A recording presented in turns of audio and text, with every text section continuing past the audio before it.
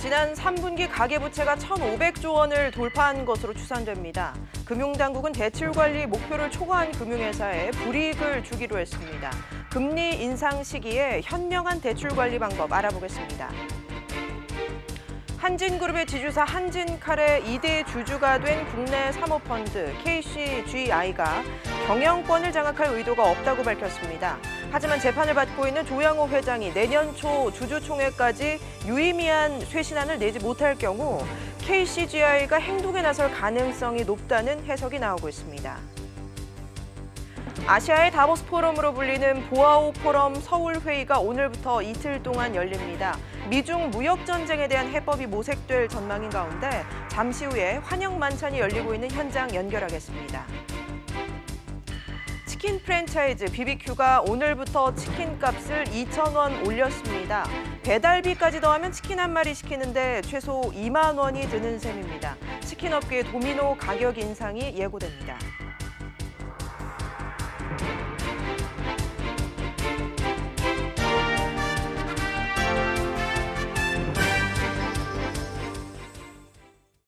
여러분 안녕하십니까? 우리 경제의 뇌관으로 꼽히는 가계부채가 1,500조 원을 돌파한 것으로 보입니다. 특히 신용대출이 크게 늘었는데요. 금융당국이 대출 목표치를 넘긴 금융회사에겐 불이익을 주기로 했습니다. 첫 소식 류정훈 기자입니다. 직장인 김 씨는 지난 2014년 전세자금 명목으로 은행에서 신용대출을 받았습니다. 김 씨는 지난해에는 집을 구매하기 위해 주택담보대출도 받게 되면서 이자 부담이 상당히 커졌습니다. 직장인이다 보니까 고정지출이 있는 거잖아요. 그 이자가 또 작은 금액도 아니고 월급에서 좀 많은 부분을 차지하다 보니까 매달 나간 이자가 좀 부담스럽기는 사실입니다. 지난달 가계빚은 10조 4천억 원 증가하면서 1년 11개월 만에 최대로 증가했습니다. 은행권 대출이 7조 7천억 원으로 크게 늘었는데 특히 신용대출이 2조 9천억 원 증가하면서 지난 2008년 이후 최대 증가폭을 기록했습니다. 이런 가운데 가계부채가 올 3분기에 1,500조 원을 돌파할 것으로 전망되고 있습니다.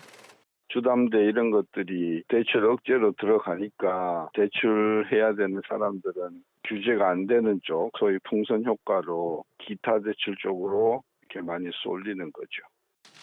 금융당국은 가계부채 관리 점검 회의를 열고 내년 상반기까지 총부채 원리금 상환 비율 DSR을 전 금융권 관리 지표로 활용하기로 했습니다. 또 은행별 예대율 규제 이행 계획을 제출받아 이행 상황을 점검하고 연간 가계대출 관리 목표를 초과한 금융회사에 대해선 내년 목표 설정 시 페널티를 주기로 했습니다. SBS CNBC 류정원입니다.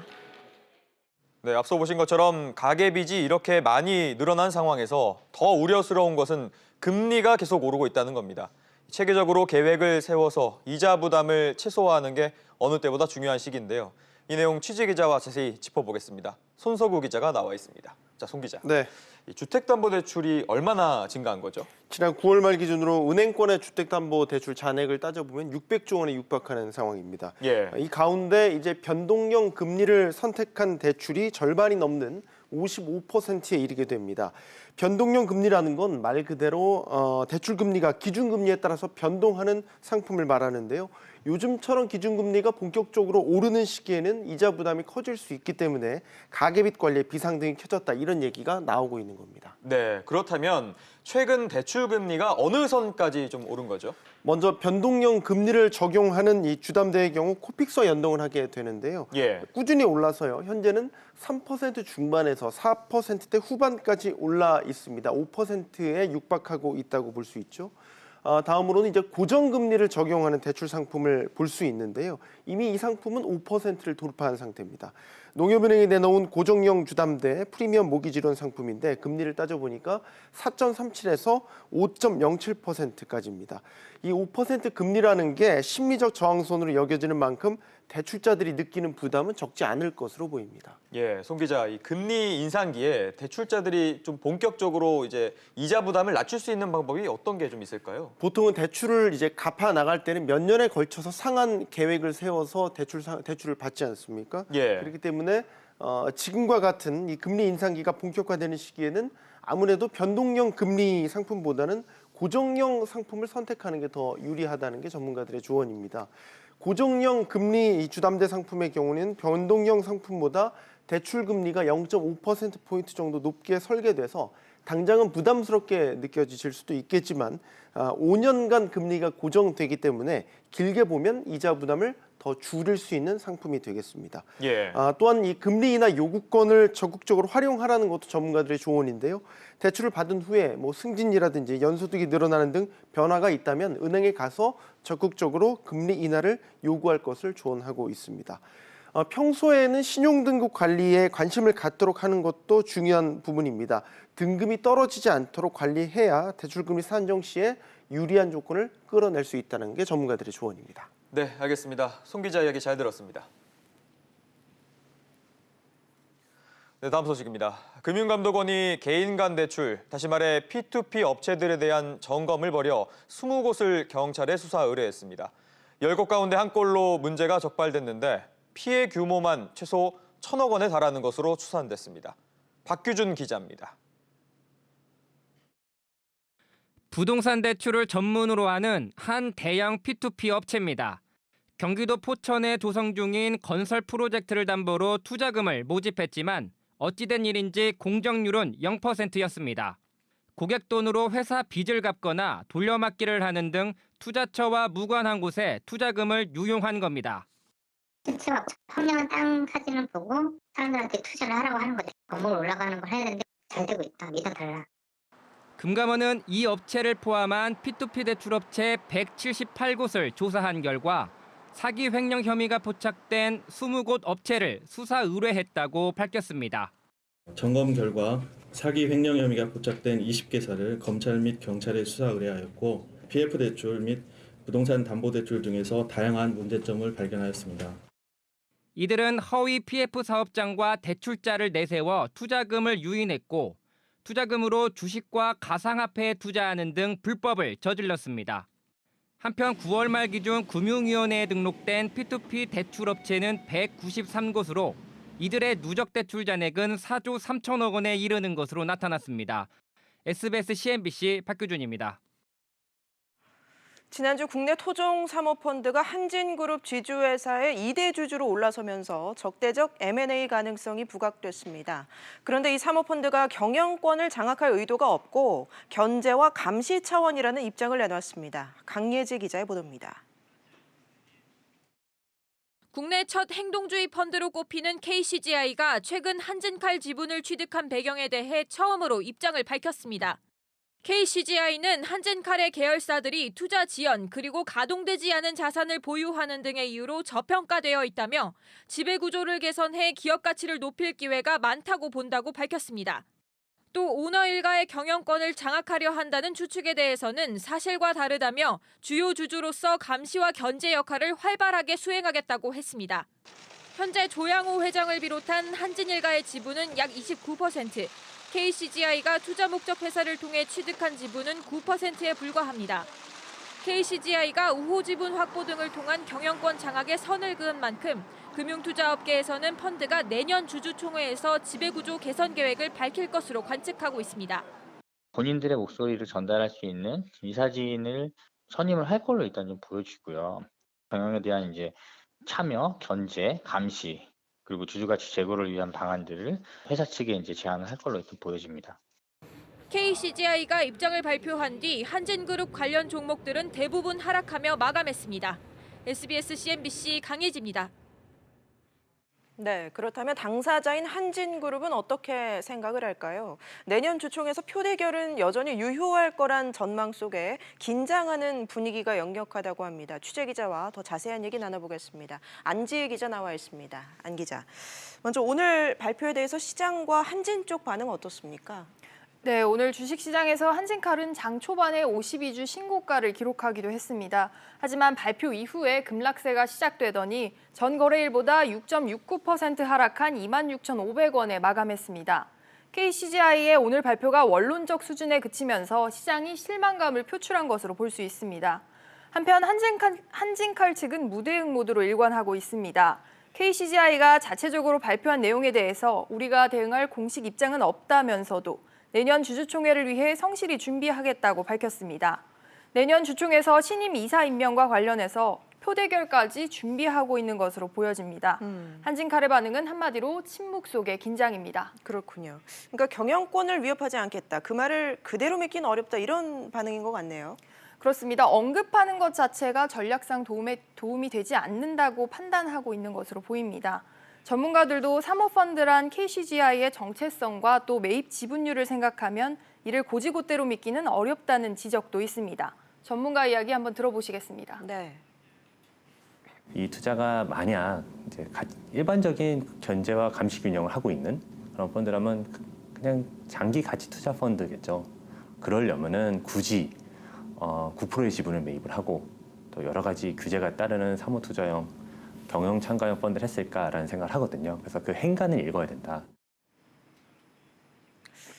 결국 내년 3월에 주주총회가 분수령이 되겠군요. 맞습니다. 조양호 회장이 내년 주총 전까지 유의미한 경영 쇄신안을 내지 않는다면 결국 KCGI 측이 직접 나서서 변화를 만들 것이라는 관측이 우세합니다.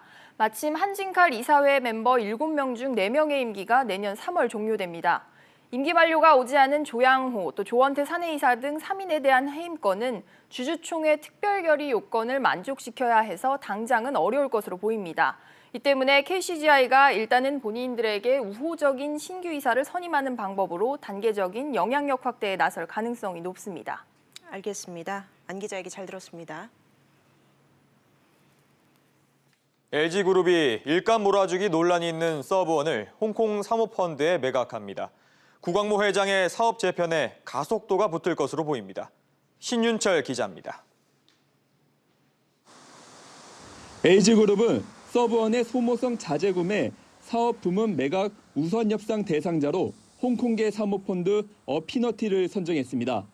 지난달 물류 계열사 판토스 매각에 이어 한 달 만에 또다시 계열사 지분 정리에 나선 겁니다. 두 회사의 지분 매각 규모는 모두 6천억 원 이상으로 추산됩니다. 재계는 일감 몰아주기 논란을 피하고 구회장 중심의 지배구조를 완성하기 위한 자금도 확보할 수 있는 전략으로 해석하고 있습니다. 구회장은 7천억 원이라는 역대 재벌과 최고액 상속세를 마련해야 합니다. LG그룹도 미래 먹거리 확보를 위해 대규모 투자금이 필요합니다. LG그룹은 그룹 미래 먹거리로 최근 자동차 전장 부품에 대한 투자를 지속적으로 확대하고 있습니다. 최근 발표한 3분기 보고서에 따르면 LG는 오스트리아 차량용 조명업체 ZKW 인수 뒤 올해 전장 부품 생산 능력이 30% 이상 증가할 것으로 예상됩니다. 또 그룹의 대표 산업인 디스플레이를 LCD에서 OLED로 전환하는 작업에 속도를 높이고 있습니다. LG의 사업 재편의 속도와 방향은 올 연말 인사에서 좀 더 확실하게 드러날 것으로 보입니다. SBS CNBC 신윤철입니다. 아시아의 다보스 포럼으로 불리는 보아오 포럼의 지역회의가 오늘부터 이틀 동안 열립니다. 미중 무역 전쟁에 대한 해법이 모색될 것으로 보이는데요. 첫째 날 행사인 환영 만찬이 조금 전 시작됐다고 합니다. 취재 기자 연결해서 현장 분위기 알아보겠습니다. 최나리 기자, 현장 상황 어떻습니까? 네, 저는 지금 보아오 아시아 포럼 서울 회의가 열리고 있는 서울 반포 세비섬에 나와 있습니다. 이번 서울 보아오 포럼은 개방과 혁신의 아시아를 주제로 열립니다. 내일 본격적인 토론에 앞서 오늘은 리바오동 보아오 포럼 사무총장의 개회사로 만찬이 열리고 있습니다. 이어 반기문 이사장이 환영사를 하고 김동연 부총리가 기조 연설을 하고 있습니다. 네, 이번 지역회의 역대 최대 규모로 열렸다고 알려졌는데 규모는 어느 정도고 또 어떤 의미 담겨 있는 겁니까? 네, 우선 이번 포럼은 보아오 포럼 이사장을 맡고 있는 반기문 전 유엔 총장, 또 이낙연 국무총리, 허창수 정경련 회장, 최태원 SK 회장 등 국내외 정재계 인사 800여 명이 참석합니다. 기존 300여 명 규모로 열리던 지역회의와 달리 규모 면에서 압도적입니다. 올해가 중국개혁 개방 40주년이자 한중 전략적 파트너십 10주년을 맞이하는 해인 점을 감안한 것으로 풀이됩니다. 본 회의는 내일 오전 9시부터 열립니다. 최근 무역 전쟁과 보호무역에 대응해 아시아 경제 협력을 강화하는 방안이 모색될 것으로 보입니다. 또 이번 포럼에서 주목되는 것은 정경련의 역할론입니다. 이번 포럼의 한국 측 주관을 맡은 정경련은 국정농단 사태 이후 정경련이 새로운 역할을 찾아가는 계기를 찾을 수 있을지 주목됩니다. 지금까지 보아오 포럼 환영 만찬장에서 SBS CNBC 최나리입니다. 네, 앞서 보신 것처럼 오늘 환영 만찬을 시작으로 보아오 포럼이 일정이 시작됐습니다. 이번 포럼의 의미와 한중 경제 관계 짚어보겠습니다. 취재 기자와 자세히 짚어보겠습니다. 서주연 기자 나와 있습니다. 자, 서 기자. 오늘 일단 보아오 포럼이 열렸는데 우리나라에서 여는 건 처음이라고요? 네, 그렇습니다. 우리나라에서 보아오 포럼 지역회의가 개최되는 것은 이번이 처음입니다. 또 역대 최대 규모로 개최가 되고 있는데요. 최근 중국은 사드 보복의 일환으로 의도적으로 보아오 포럼에서 우리나라를 배제했다는 의혹을 받기도 했었습니다. 예. 지난해죠. 주영환 산업통상부 장관의 초청을 돌연 취소를 했습니다. 그 강연을 하기로 했던 세션 전체가 없어지는 그런 상황이었었는데요. 그런데 올해는 우리나라에서 개최를 하게 됐습니다. 네, 참석자들을 보면 반기문 전 유엔 총장과 이낙연 총리 그리고 최태원 SK 회장이 참석한다고 했는데 중국에서는 누가 참석하는 거죠? 네, 일단 중국에서는 왕융 중국 국무위원, 그다음에 리바오동 보아오 포럼 사무국 사무총장, 추공 중국 주한대사 등 고위급 관료가 참여를 합니다. 왕융 국무위원 국무위원은 부총리급으로 시진핑 주석의 경제 참모 중에 하나로 꼽히는 인물인데요. 내일은 개막과 특별 세션, 전체 회의 세션이 진행될 예정입니다. 글로벌 경제와 아시아 경제 협력, 그리고 과학기술과 혁신, 포용적 성장 등을 세 가지를 주제로 진행이 됩니다. 네, 서 기자, 현재 미중 무역 전쟁이 좀 치열한 상황이잖아요. 중국이 이 포럼을 서울에서 여는 거 어떤 의미 있을까요? 네, 일단 이번 서울 개최는 보아오 포럼 측이 전경련에 먼저 요청을 해서 실행이 됐다고 합니다. 예. 특히 보아오 포럼 이사장에 오른 반기문 전 유엔 사무총장이 결정적인 역할을 한 것으로 알려졌는데요. 아무래도 미국과 전면적으로 관세 전쟁을 벌이고 있는 중국이 우리와 우호적인 관계를 유지하려는 의도도 큰 것이 아니냐라는 분석이 나오고 있습니다. 하지만 최근 경제 현실을 보면 중국이 이 악수만 청하는 것은 아닌 사실입니다. 압박도 강하게 진행이 되고 있는데요. 예. 중국의 반도체 반독점 조사 등으로 삼성전자와 SK 하이닉스를 조사하고 있는 것도 그런 예로 들 수 있겠습니다. 또 이번 문재인 대통령과 시진핑 주석과의 만남에서도 대북 제재 완화에 대해서는 얘기도 꺼내지 못한 그런 상황인데요.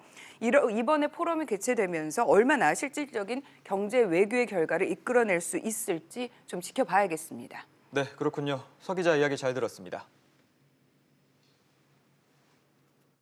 치킨 프랜차이즈 BBQ가 오늘부터 치킨값을 최고 2,000원 올렸습니다. 배달비까지 포함하면 치킨 한 마리에 최소 2만 원을 내야 하는데요. 소비자 반응은 차갑습니다. 박기환 기자가 취재했습니다. 프라이드 치킨 한 마리가 18,000원. 별도 배달비 2,000원을 포함하면 음료 없이도 2만 원이 넘습니다. BBQ 가격 인상을 바라보는 소비자들의 반응은 싸늘하기만 합니다. 치킨은 서민들이 많이 먹는데 가격이 너무 인상되는 게 아닌가 싶기도 하고 차라리 에어프라이어 사서 그냥 따로 닭을 사서 구워 먹겠어요. 배달비까지 하면은 좀 비싼 데는 3,000원 받아가지고 한 22,000원 정도 되니까 그래서 잘 안 먹고 있긴 해요. 가격이 오르는 제품은 세 가지. 기본 제품인 황금 올리브 치킨은 18,000원으로 2,000원 인상되고 서프라이드의 경우 19,900원으로 오릅니다. BBQ는 지난해 5월과 6월 두 차례에 걸쳐 가격을 올렸으나 여론의 반발과 공정위 조사가 시작되자 이를 철회한 바 있습니다. BBQ는 이번 가격 인상이 9년 만에 처음이고 지난 12일 가맹점주들의 요구에 따라 협의를 거쳐 결정했다고 밝혔습니다. 그러면서 그동안 가맹점주들이 1년 넘게 경영난을 호소하며 값을 올려달라고 요구했고 이번 인상에 따른 차익은 모두 가맹점주 몫이라고 주장했습니다. 앞서 지난 5월 교촌치킨의 배달료 별도 부과 이후 BBQ마저 가격 인상에 나서면서 치킨업계의 도미노 인상은 불보듯 뻔하다는 전망이 나오고 있습니다. SBS CNBC 박규환입니다. 지난 2012년부터 정비 사업이 지지부진한 지역에 대해서 서울시가 이른바 뉴타운 사업을 없던 일로 하고 있습니다. 최근 주변 아파트값이 오르면서 재개발을 다시 추진하겠다고 나서는 지역들이 늘고 있습니다. 오수영 기자가 취재했습니다. 서울 은평구의 한 재개발 사업 추진 지역입니다. 앞서 서울시의 재개발 대상 지역에서 제외됐지만 이 지역 주민 1,400여 명은 구청장과 국회의원, 서울시장에 이어 청와대에도 사업을 재추진하겠다는 탄원서를 보냈습니다. 재개발이 뭔가는 잘 몰랐던 분들이 우리도 해야 되겠다. 저거 난 다 하고 있는데 해야 되겠다는 것을 적실히 느껴서 인근 소색 증산 뉴타운 지역은 이미 새 아파트가 들어섰거나 공사가 진행 중입니다. 서울 성북구에 있는 또 다른 노후주택 밀집 지역도 마찬가지입니다. 이 정비구역은 지난달 토지 등 소유자 약 1,500명의 의사를 물어 60%의 찬성률을 받아 사업을 다시 추진하기로 했습니다. 많은 분들이 재개발을 다시 추진했으면 좋겠다. 또 주민투표를 통해서 살아난 현장이 저희 14구 외에는 한 군데도 없습니다. 이들 구역의 미래가 장밋빛이기만 한 건 아닙니다. 돈이 벌려고 하는 사업이거든요. 일반 분양가가 높게 나와 주어야만 조합원들도 열심히 호응을 하고 추진이 잘 되는데 지금 열심히 드라이브를 걸고 있지만 현실적으로는 그렇게 만만한 상황은 아니다. 서울시는 일몰 조항이 생긴 2012년 이후 사업 추진이 시작된 지역은 주민 75% 이상의 압도적 지지가 없는 한 정비구역 강제 해제 대상이라는 입장입니다. SBS CNBC 오수영입니다.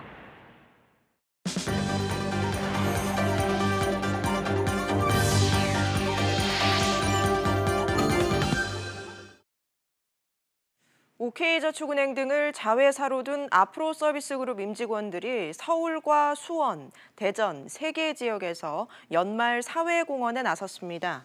OK저축은행과 OK캐피탈 임직원 200여 명은 지난 서울 홍제동 개미마을을 찾아 연탄 3만 장을 저소득층과 독거노인 가정 20곳에 전달했습니다.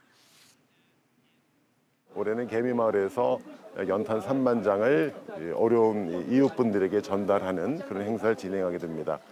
앞으로도 저희들 이 봉사활동을 매년 지속적으로 진행할 계획이고 어려운 분들께 미력이나마 도움이 될 수 있도록 최선을 다하도록 하겠습니다. 기간제와 파견 근로자의 차별을 제한하는 비정규직 보호법 시행 이후 전체 고용 규모는 오히려 줄었다는 국책연구기관의 보고서가 나왔습니다.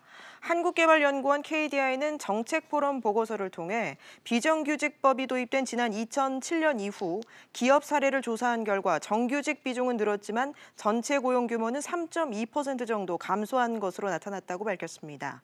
KDI는 규모가 크고 노조가 있는 사업장일수록 근로조건 변경이 어렵다는 이유로 비정규직 근로자의 정규직 전환이 까다로웠다고 분석했습니다. 고용노동부는 최근 논란이 되고 있는 탄력근로제 단위기간 확대와 관련해 필요하다는 입장이라고 강조했습니다. 고용부는 정부 세종청사에서 연 브리핑에서 사회적 대화기구인 경제사회노동위원회에서 노사정 협의를 통해 결정돼야 한다며 가능하면 올해 안에 논의는 끝내야 한다고 밝혔습니다. 경사노위는 오는 22일 문재인 대통령이 참석한 가운데 공식 출범할 예정입니다. 출범식에는 한국노총, 경총, 대한상의, 고용노동부, 경사노위 등이 참여하고 민주노총은 참여하지 않습니다. 사측의 실수로 체험형 인턴들이 정부 지원을 받지 못할 뻔했다는 SBS CNBC 보도에 대해서 한국철도공사 코레일이 인턴들의 피해가 없도록 조치했다고 해명했습니다. 코레일은 고용보험 신고 의무일인 다음 달 15일 전에 실수를 수정해 인턴들에게 전혀 피해가 없었다고 밝혔습니다. 이어 코레일 측 실수로 중단 위기에 몰렸던 정부 지원 혜택도 다시 원상복구됐다고 설명했습니다. 홍종학 중소기업벤처부 장관이 소득주도 성장과 일자리 창출, 혁신 경제 등을 통해 서민 경제를 지원하는 것 외에 다른 대안이 없다고 강조했습니다. 홍 장관은 오늘 취임 1주년 기자회견에서 내년 중소기업 관련 예산이 10조 원으로 올해보다 15% 증액됐다며 소상공인과 중소기업을 지원하는 것이 소득주도 성장의 핵심이라고 강조했습니다. 공정거래위원회가 대리점 거래 분야의 업종별 실태 조사에 나섭니다. 공정위는 내일부터 다음 달 14일까지 서울과 경기도, 경상남도와 협력해 식음료와 통신, 의류 업종의 대리점 거래 서면 조사를 진행한다고 밝혔습니다. 최근 온라인을 통한 유통 방식이 성장하고 있는 상황에서 기존 대리점 거래의 실태를 파악하는 게 이번 조사의 목적이라고 공정위는 설명했습니다. 신한은행 채용비리에 가담한 혐의를 받고 있는 조영병 신한금융지주 회장이 첫 재판에서 자신의 혐의를 전면 부인했습니다. 서울 동부지법에서 열린 첫 공판 기일에서 조 회장 측 변호사는 범행을 공모한 적이 없으며 합격 지시를 내리거나 남녀 비율을 맞추도록 한 지시가 한 적이 없다고 밝혔습니다. 조 회장은 신한은행장 재직 시절 외부 청탁 지원자 등 30명의 점수를 조작하고 남녀 성비를 맞추기 위해 101명의 점수를 조작한 혐의를 받고 있습니다. 현정은 현대그룹 회장은 오늘 올해 안에 금강산 관광이 재개되기는 어려운 상황이라고 말했습니다.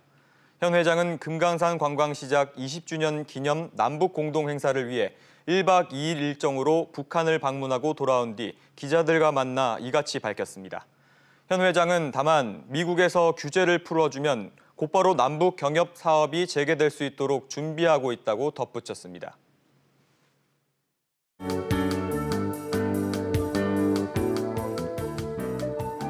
안녕하세요. K웨더 라이프스타일 예보 차수입니다. 내일 미세먼지로 인해 날씨가 좋다고 말하긴 어렵겠습니다. 국내 대기 오염물질이 정체하면서 환경부 기준으로 미세먼지 농도 한때 나쁨 단계까지 올라가겠고요. 세계보건기구 기준으로는 나쁨 단계를 보이겠습니다. 마스크를 잘 챙기셔야겠습니다. 다행히 하늘은 고기압 가장자리에서 대체로 구름 많겠고요. 서울, 경기, 강원, 영서로는 밤부터 점차 흐려지겠습니다.